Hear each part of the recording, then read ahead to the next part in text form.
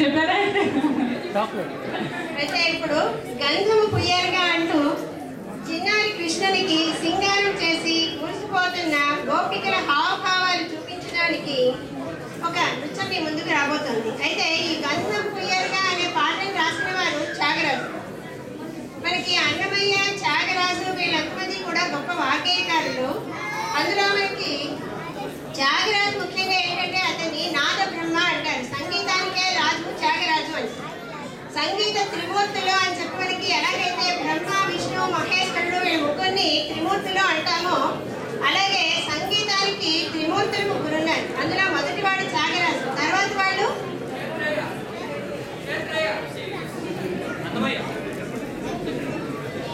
త్యాగరాజు, శ్యామ శాస్త్రి, దీక్షితారు.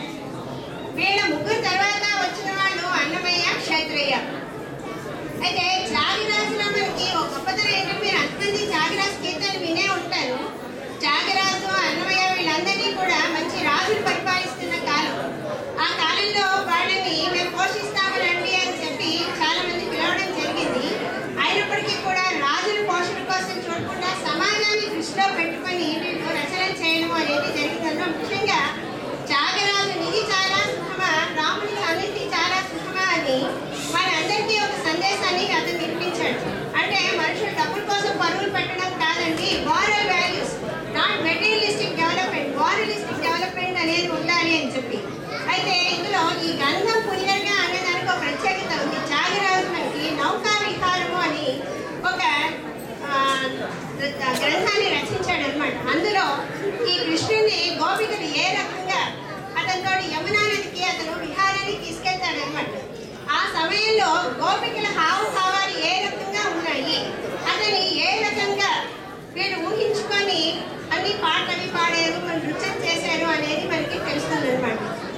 ఈ నృత్యాన్ని కూర్చున్న వారు శ్రీమతి కవిత, కోఆర్డినేటర్ హనుమంతరావు గారు. ప్రదర్శించబడుతున్నది చిన్నారి గోపికలుగా రసజ్ఞ శ్రియ, కృష్ణుడిగా కీర్తి.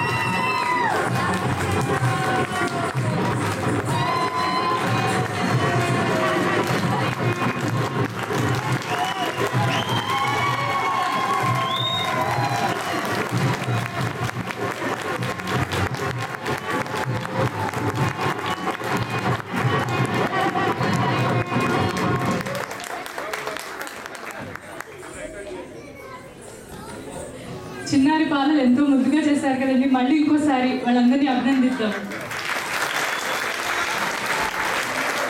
ఇప్పుడు ఈ చిత్రం నుంచి